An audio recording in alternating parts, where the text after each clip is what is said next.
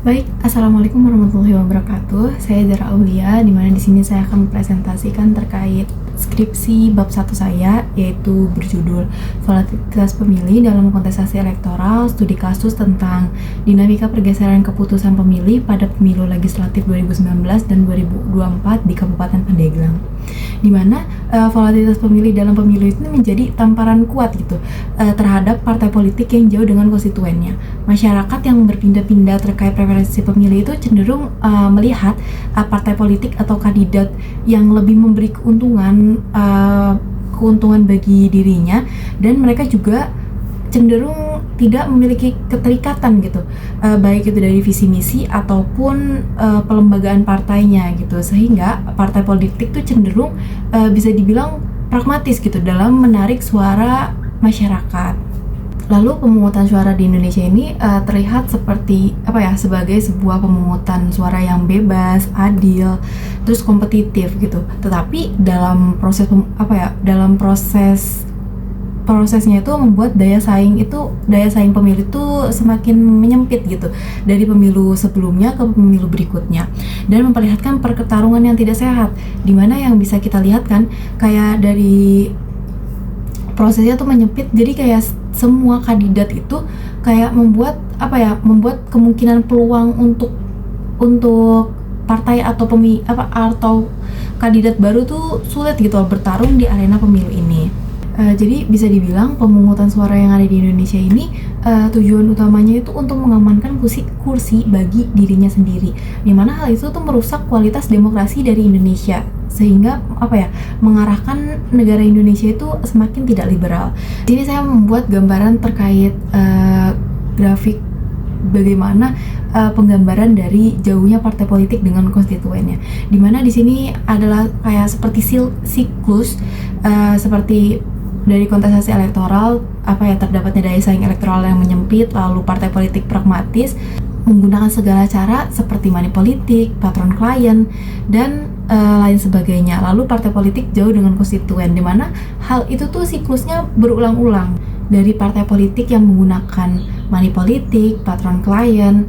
Hal itu tuh membuat terciptanya electoral volatility, yang mana hal itu tuh menggambarkan terjadinya sebuah fenomena pergeseran atau perubahan pilihan gitu, baik dari satu partai ke partai lainnya maupun dari satu pemilih ke pemilih lainnya gitu, sehingga hubungan antara partai politik dengan konstituennya itu sangat menentukan terkait electoral volatility sebuah negara, di mana semakin jauhnya hubungan partai politik dengan masyarakatnya, maka akan semakin tingginya angka volatilitas itu.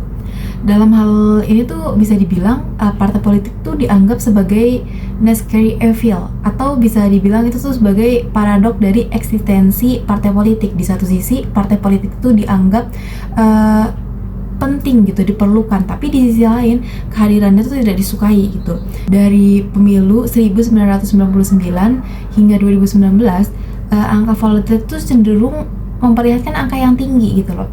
Hal ini tuh karena merajalelanya persaingan antara figur gitu, kayak figur satu menonjolkan terkait citra dirinya dan figur satu juga seperti itu, sehingga memperlihatkan gitu loh tingkat personalisasi itu lebih tinggi dibandingkan keterikatan ideologis dari partainya itu sendiri. Selain itu juga tingginya angka volatilitas itu dikarenakan lemahnya tingkat identifikasi partai gitu. Si partai itu tidak bisa melembagakan dirinya sendiri atau tidak bisa mengidentifikasikan dirinya sendiri, sehingga hal itu tuh membuat angka volatilitas itu bertambah gitu loh, sehingga peristiwa-peristiwa tersebut tuh membuat para pemilih itu tidak mempunyai alasan untuk setia gitu terhadap partai politiknya, karena mereka tidak memiliki keterikatan gitu atau memiliki loyalitas konstituen dengan partainya gitu, sehingga masyarakat itu cenderung akan memilih partai yang berbeda di setiap pemilunya gitu. Volatilitas juga membuat menjadi salah satu indikator gitu dari lemahnya pelembagaan partai itu sendiri, karena ketidakpuasan masyarakat terhadap kinerja partai gitu dalam pemerintah maupun pengelolaan organisasi itu memperlihatkan gitu perilaku partai politik yang tidak memberikan respon terhadap penguatan ideologi, melainkan partai politik itu cenderung pragmatis gitu. Nah, di sini tuh ada alur volatilitas yang sudah saya buat, di mana pertama bisa dilihat lemahnya tingkat identifikasi partai. Lalu hal itu mendorong hal itu juga menguat dari meningkatnya pendidikan dari masyarakat itu sendiri, terus keputusan lebih rasional sehingga terbentuknya volatilitas itu sendiri. Partai politik itu memiliki ideologi gitu, atau dapat dikatakan ideologi itu sebagai hal yang wajib gitu loh dimiliki dari setiap partai politik, karena ideologi itu akan mengarah pada tujuan atau visi misi dari partai politik itu sendiri gitu. Tapi saat ini partai politik itu memperlihatkan gitu fenomena pergeseran ideologi partai. Ideologi partai itu ada kanan, tengah, dan kiri. Nah, partai kanan itu memperlihatkan partai yang cenderung bisa kita bilang kayak partai Islam. Nah, lalu partai tengah itu partai catch all, yang kiri itu partai nasionalis. Tetapi hal itu tuh pada saat ini sudah tidak terlihat jelas gitu, karena mereka melakukan pergeseran dari kanan ke tengah, dari kiri ke tengah, seperti itu seperti itu siklusnya gitu. Terus partai politik tuh hanya fokus gitu loh pada bagaimana mendapatkan keuntungan dibandingkan pembentukan kebijakan sesuai dengan ideologinya. Jadi partai politik tuh pada saat ini lebih melihat peluang keuntungan dari partainya itu sendiri dibandingkan untuk menguatkan ideologi partainya. Di sini saya juga memiliki gambaran partai pemenang pileg kabupaten atau kota dari tahun 1999 sampai 2019 yang pada saat ini sekarang sudah bisa dibilang provinsi Banten gitu. Dimana gambar ini tuh memperlihatkan gitu loh terkait volatilitas pemilih yang membuat partai dengan ideologi berbeda tuh menang di satu kabupaten dalam periode berikutnya gitu nih. Contohnya di kota Tangerang, dimana di tahun 1999 dimenangkan oleh PDI yang memiliki ideologi kiri, lalu di 2004 dimenangkan oleh Golkar yang berideologi tengah gitu. Hal ini memperlihatkan gitu adanya volatilitas gitu. Lalu gambar ini juga memperlihatkan gitu loh partai Islam tuh sempat mendominasi terkhususnya di wilayah Pandeglang, di mana di wilayah-wilayah lain partai Islam itu tidak mendominasi gitu. Namun walaupun partai Islam itu mendominasi pada Kabupaten Pandeglang, tingkat volatilitas pemilih itu cukup tinggi juga di kabupaten itu. Yang mana hal ini juga dilihatkan oleh perolehan suara partai politik di Pileg Kabupaten Pandeglang dari perjalanan dari tahun 2009, 2014, 2019 dan 2024, di mana terjadinya angka volatilitas gitu. Partai Islam di Pandeglang pada mulanya di 2019 tuh terlihat mendominasi, tetapi dalam pergerakannya sempat terjadi penurunan gitu.